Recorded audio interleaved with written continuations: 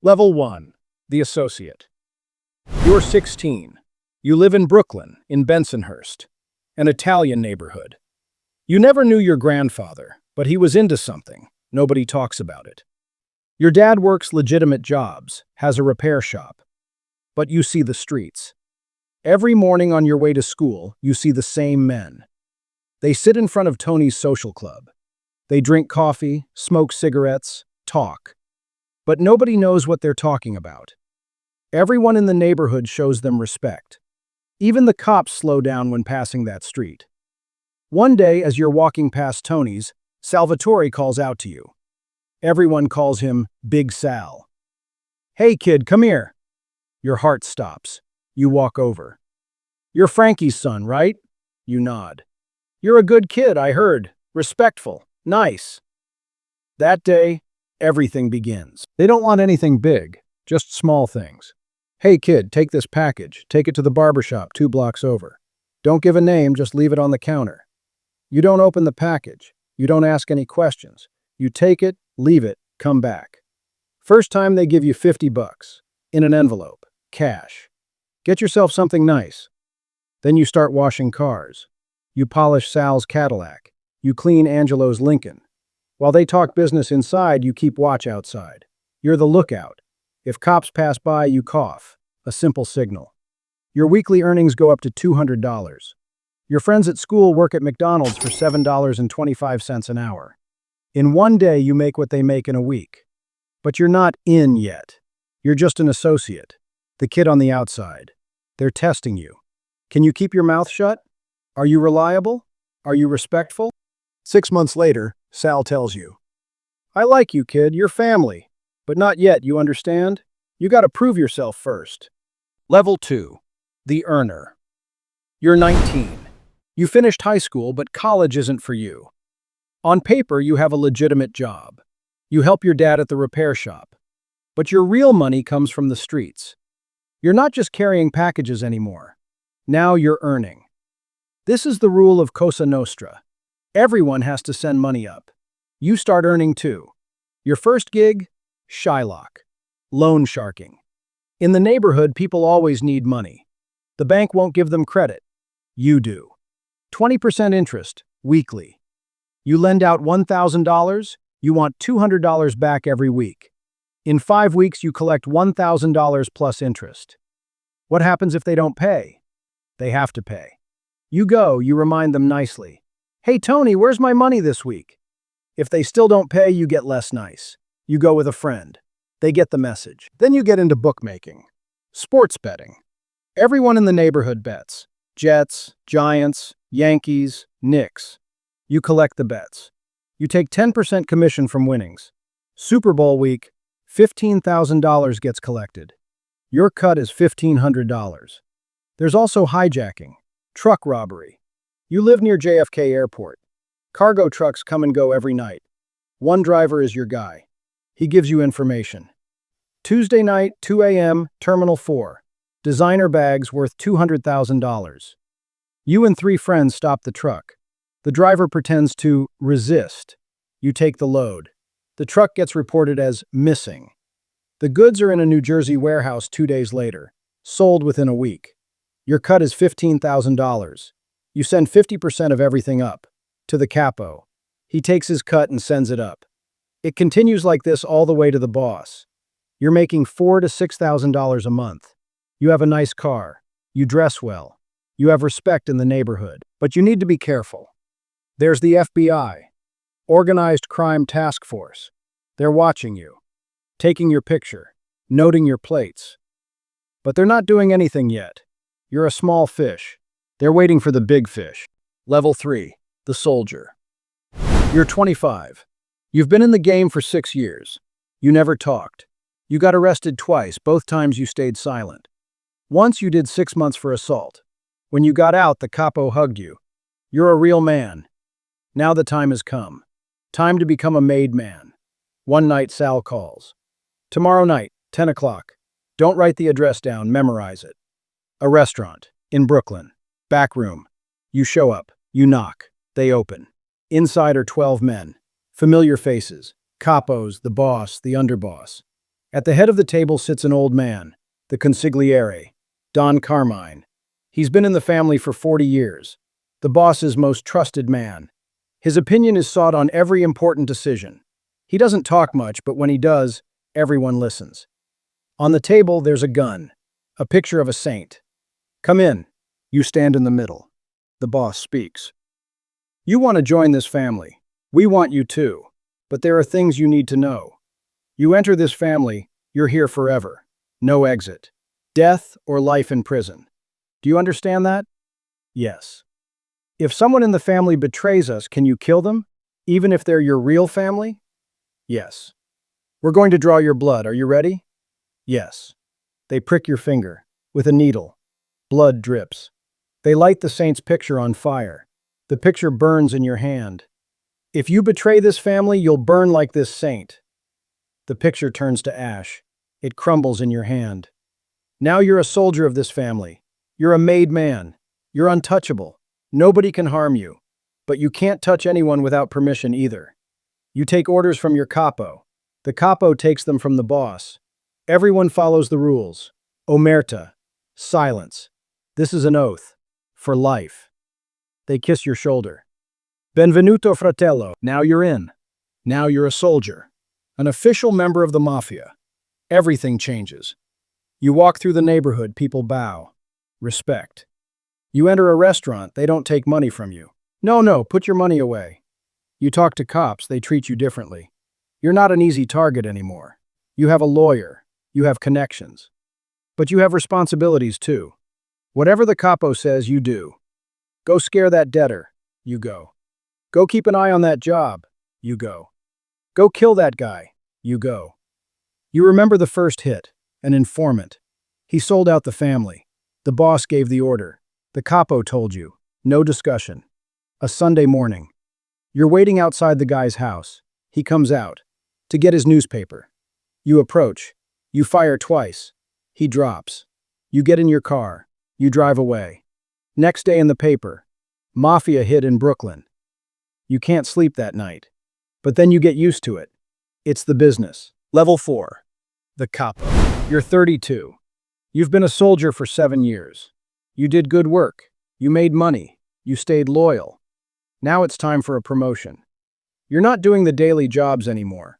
You're managing, like a CEO. Every Monday meeting, your crew comes. What do we have this week? $8,000 from loan sharking, $20,000 from hijacking, $15,000 from the construction contract. Construction.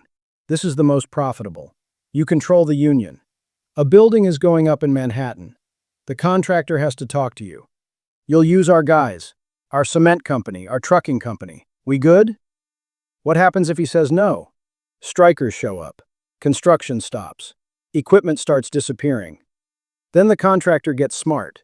You take a 30% cut from every construction job. A building project is $10 million. Your cut is $3 million. Of course, you share this with the underboss, the boss. In the end, you pocket $300,000 from one job. Garbage collection is yours too. The trash business. Every restaurant in Manhattan, every shop has to dispose of their garbage with your companies. Monthly steady income, $50,000 every month. But there's stress too. Every capo is in competition. Everyone wants to earn more. Everyone wants to be close to the boss. There's politics. There are plots. The FBI is watching closely too. Now you're a target. They're trying to build a RICO case. There are wiretaps. They're listening to your phones. You never talk business on the phone. Always face to face. Always in code language. Friend means to kill someone. Business means crime. One day, Tony walks into your office.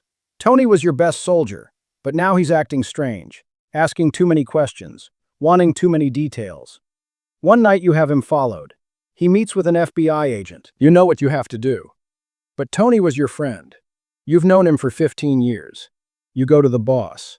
You tell him. The boss listens. The consigliere is there too. Old Don Carmine. He listens quietly. Finally, he speaks. Are you sure? Yes. He nods. Then you know what you have to do. Tony goes missing a week later. They never find his body. It comes out in the paper as a missing person.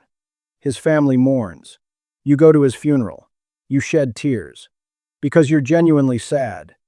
But business is business. Level 5. The underboss and consigliere. 2 paths.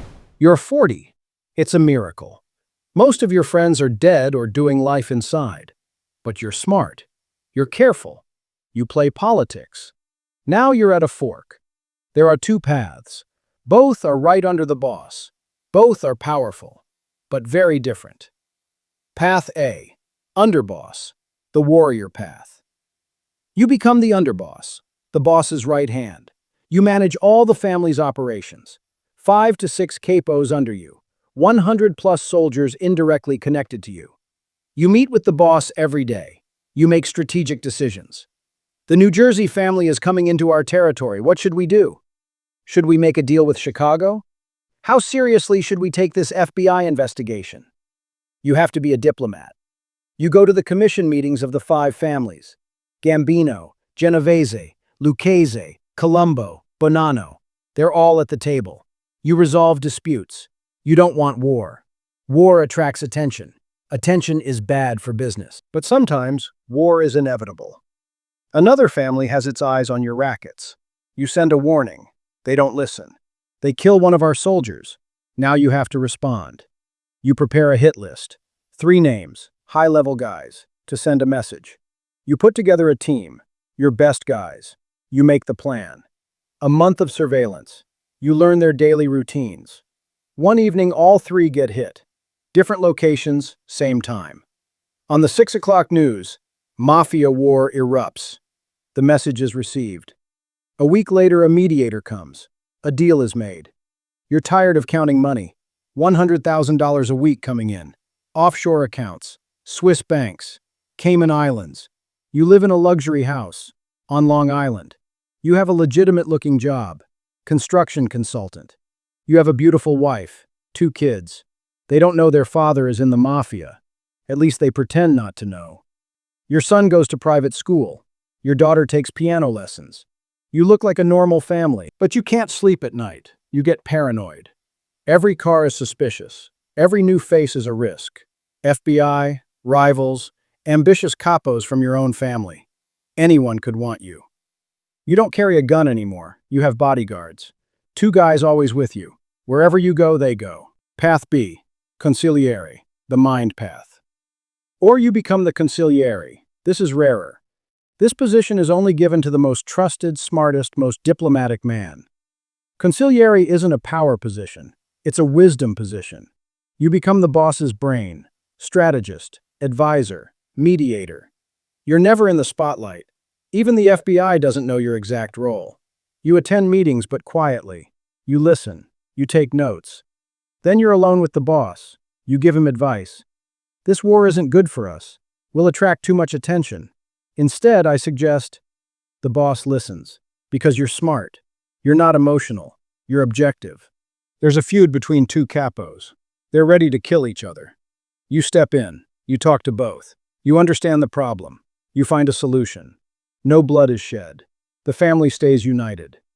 There are negotiations with other families. You go. Like a diplomat. You don't threaten. You speak logically. Look, this isn't in your interest either. Let's do it this way. You broker a deal. You work with lawyers. You develop legal strategies. How do we avoid RICO? How do we make this money laundering look clean? You understand the technical details. You don't earn money directly, but the boss puts you on salary.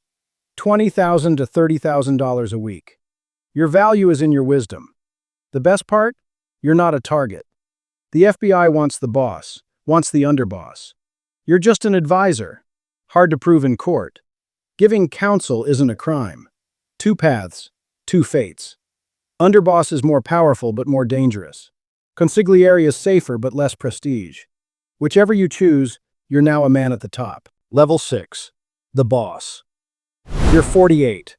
You accomplish the impossible. You reach the very top. You're the boss. You're the Don, the man. You're the leader of the family. 300+ made men in your family. Thousands of associates. A business empire worth millions of dollars. $500,000 in cash flows in every week. You've completely withdrawn from the streets. You live in a mansion, gated community, 24-hour security. You need an appointment to see you. Even the underboss sometimes can't see you for weeks. Meetings are always in safe places. A loyal guy's house, swept for bugs. You never talk on the phone, only face-to-face, only in code language. You always have two people with you. The underboss, your right hand, managing daily operations, and the consigliere, your brain trust, your strategy advisor. Before every big decision, you listen to both.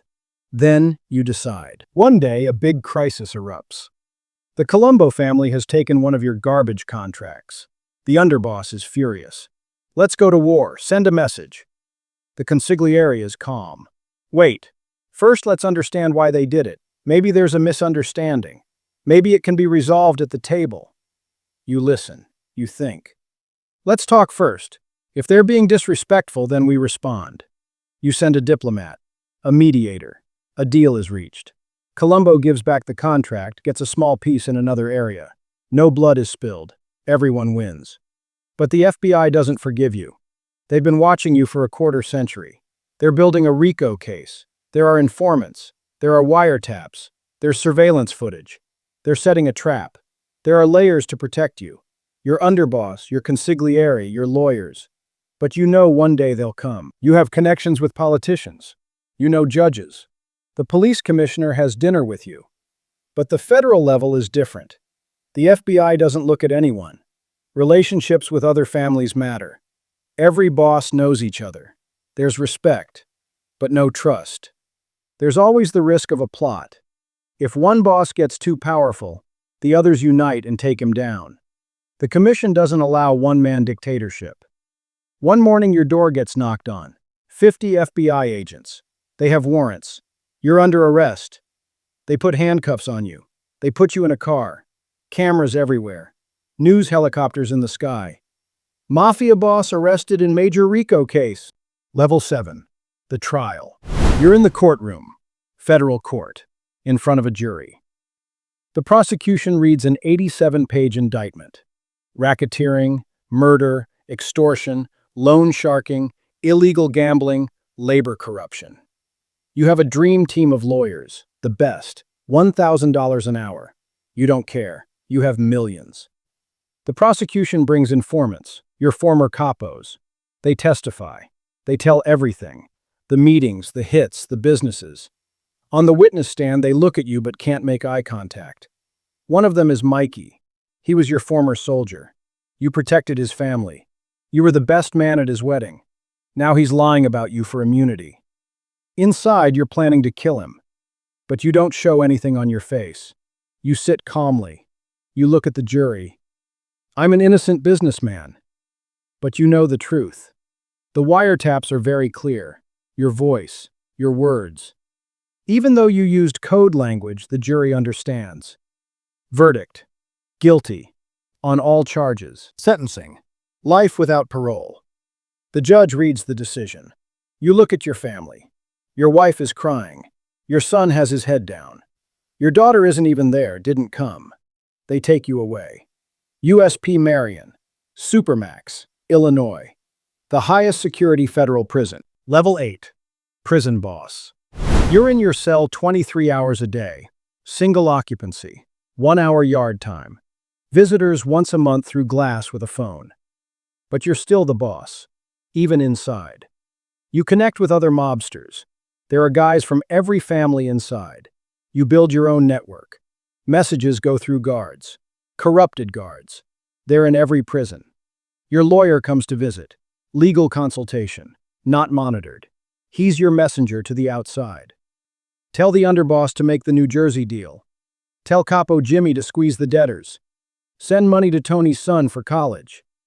You still control the family. Being in prison doesn't change anything. Respect is still there. Loyalty is still there.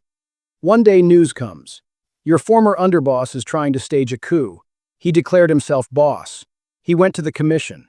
He wants to take your place, but the consigliere stayed loyal. Old Don Carmine. He spoke on your behalf at the commission. The boss is in prison, but he's still the boss. Anyone who disrespects him deals with 5 families.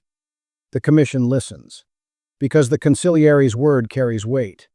You send a message. Green light. 2 weeks later, the underboss is found dead, in Queens, in his car, 3 bullets. Being in prison doesn't diminish your power. Maybe it even increases it, because you become untouchable.